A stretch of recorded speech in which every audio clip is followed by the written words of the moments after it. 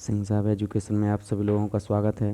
पिछले वीडियो में हम प्रश्नावली 4.2 का प्रश्न नंबर 3 हल कर चुके थे। इस वीडियो में प्रश्न नंबर 4 को हल करते हैं। प्रश्नावली 4.2 का प्रश्न नंबर 4 पहले दिया गया है, दो क्रमागत धनात्मक पूर्णांक ज्ञात कीजिए जिनके वर्गों का योग 365 हो। तो यहाँ पर हमें दो क्रमागत पूर्णांकों को ज्ञात करना है और जिनके वर्गों का योग कितना है, 365 है। तो चलिए यहाँ पर यानी कि हमें यहाँ पर पहले मान लेते हैं, माना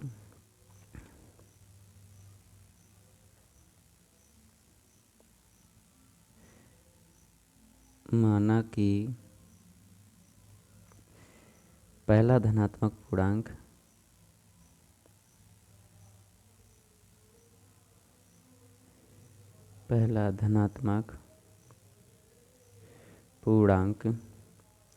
बराबर कितना, x। हमने मान लिया कि माना कि पहला धनात्मक पूर्णांक कितना हो गया, x। माना पहला धनात्मक पूर्णांक x तथा दूसरा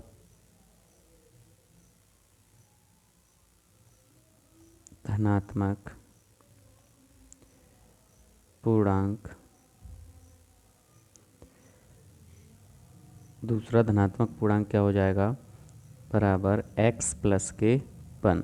दूसरा धनात्मक पूर्णांक क्या हो जाएगा, x प्लस के पन। हमने यानी कि दो क्रमागत धनात्मक पूर्णांक लिए हैं। पहला यानी कि पहला धनात्मक पूर्णांक कितना हो गया, पहला धनात्मक पूर्णांक x हो गया और तथा दूसरा धनात्मक पूर्णांक कितना हो गया, x प्लस के वन। अब प्रश्नानुसार क्या बोल रहा है, प्रश्न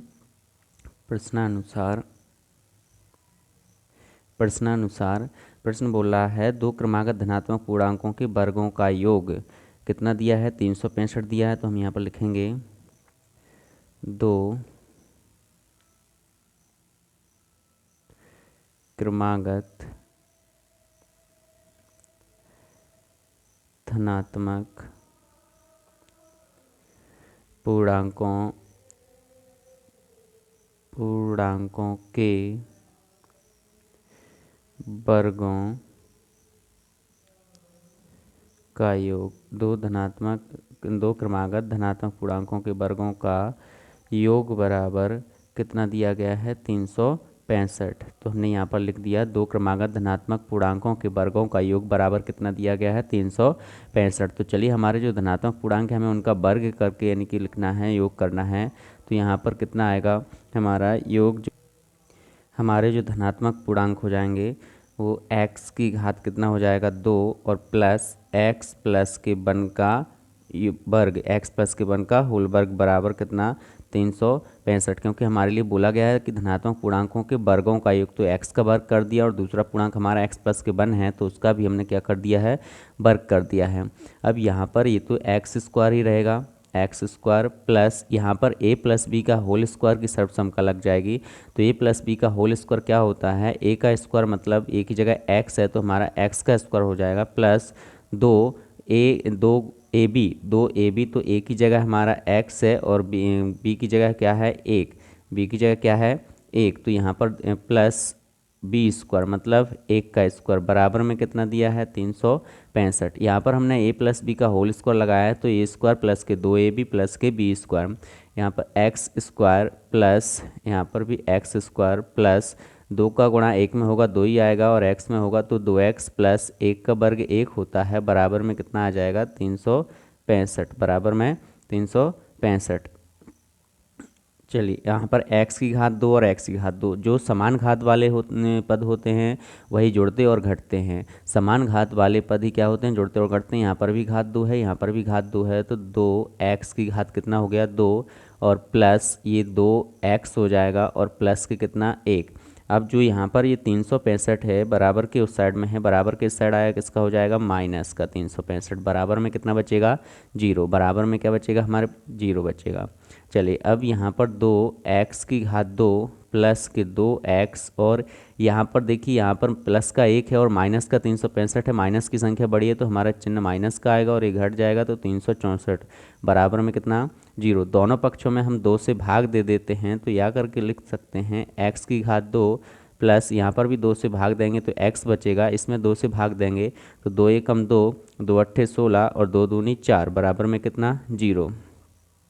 बराबर में जीरो। चलिए अब इसको हल करते हैं। तो यहाँ पर सबसे पहले हमें इस मध्य पद के यहाँ पर कुछ भी नहीं है तो हम एक मानते हैं, और यहाँ पर भी कुछ नहीं, तो एक तो पहले और अंतिम पद का गुणा करेंगे तो एक का, और माइनस के 182 गुणा करेंगे तो माइनस के 182 आएगा। तो हमें एक ऐसे दो पदों में तोड़ना है एक के लिए कि गुणा करने पर तो माइनस का 182 आए और जोड़ने या घटाने पर कितना आ जाना चाहिए, एक आना चाहिए। तो चलिए हम इसको यहाँ लिखते हैं एक्स स्क्वायर प्लस एक के लिए क्या लिख सकते हैं, 14 माइनस के 13। क्या लिख सकते हैं, 14 माइनस के 13 एक्स माइनस के 182 बराबर में कितना, जीरो। 14 माइनस के 13 क्यों किया, 14 में से 13 जाएगा, एक ही बचेगा, और 14 और 13 का गुणा करेंगे तो माइनस के 182 आ जाएगा। तो एक्स स्क्वायर, यहाँ पर एक्स का गुणा कर दीजिए तो 14x हो जाएगा, माइनस एक्स का गुणा 13 में करेंगे तो 13x माइनस के 182 बराबर में कितना, जीरो। एक्स की घात दो, और एक्स की घात दो प्लस 14x, एक बार और लिख लेते हैं, माइनस के 13x माइनस के 182 बराबर जीरो। यहाँ पर दो दो के जोड़े बन गए, एक ही जोड़ा बन गया और एक ही दूसरा जोड़ा बन गया है। चलिए अब इन दोनों में से कॉमन लेते हैं। तो यहाँ पर क्या कॉमन आ जाएगा, x, क्योंकि यहाँ पर x की घात 2 है और यहाँ पर क्या है, x है।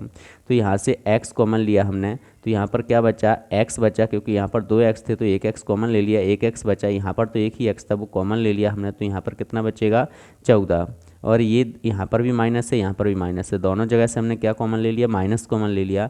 अब यहाँ पर ऐसी संख्या देखना है जिसमें दोनों का भाग चला जाए। तो 13 जो है एक ऐसी संख्या जिसमें 13 में भी भाग जाता है और 182 में भी भाग जाता है। तो यहाँ पर 13 एकम 13 एक बार जाएगा और एक गुणा एक्स में होगा, एक्स ही आएगा।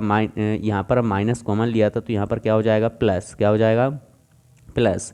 और 13 एकम 13 और 13 चौके 52 बराबर में कितना, जीरो। अब इसमें से भी, इसमें से और इसमें से, इन दोनों में से क्या कॉमन ले सकते हैं, x प्लस के 14, यहाँ पर भी है x प्लस के 14, यहाँ पर भी है। तो इन दोनों में से x प्लस के 14 कॉमन ले लो। अब यहाँ पर क्या बचा हुआ है, x बचा, और यहाँ पर माइनस के कितना बचा हुआ है, 13 बराबर में कितना आ गया, जीरो, बराबर में जीरो आ गया। अब यहाँ पर कुछ नहीं करेंगे, एक बार हम x प्लस के 14 बराबर जीरो, इस कोष्टक के बराबर जीरो ले लेंगे, और एक बार x माइनस के 13 बराबर जीरो, इस कोष्टक के बराबर में जीरो ले लेंगे। x बराबर 14 प्लस का है, बराबर के उस साइड जाएगा, किसका हो जाएगा, माइनस का। और यहाँ पर x माइनस के 13 है, बराबर के उस साइड जाएगा, तो x बराबर कितना हो जाएगा, प्लस का 13। x बराबर कितना हो जाएगा, प्लस का 13। तो यहाँ पर ये देखिए, यहाँ पर यानी कि हमने x जो धनात्मक पूर्णांक लेना है तो ऋणात्मक तो हो ही नहीं सकता है। हमने क्या बोला है, उन्होंने सवाल में बोला है कि दो क्रमागत धनात्मक पूर्णांकों का योग, तो ऋणात्मक तो हो नहीं सकता है। तो चलिए यहाँ पर हमारा यानी कि जब हम x बराबर, यदि पहला धनात्मक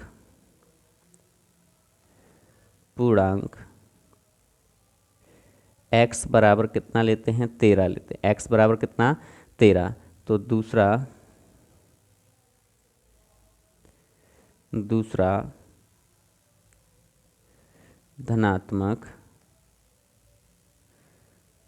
पूर्णांक x प्लस के 1 पूर्णांक बराबर x प्लस के 1। तो यहाँ पर देखिए x प्लस के 1 लिया है, तो x का मान तो 13 और प्लस के 1, तो बराबर में हमारा कितना आ जाएगा, 14, बराबर में कितना आ जाएगा, 14। तो हमारे यानी कि दोनों धनात्मक पूर्णांक निकल आए, क्रमागत धनात्मक पूर्णांक 13 और 14, और यहाँ पर कितने निकल आए हैं, 13 और 14। आशा करता हूँ कि आपको ये वीडियो पसंद आया होगा, और यदि पसंद आया है तो लाइक कीजिएगा, शेयर कीजिएगा, और कमेंट बॉक्स में कमेंट करके ज़रूर बताइएगा। Thank you.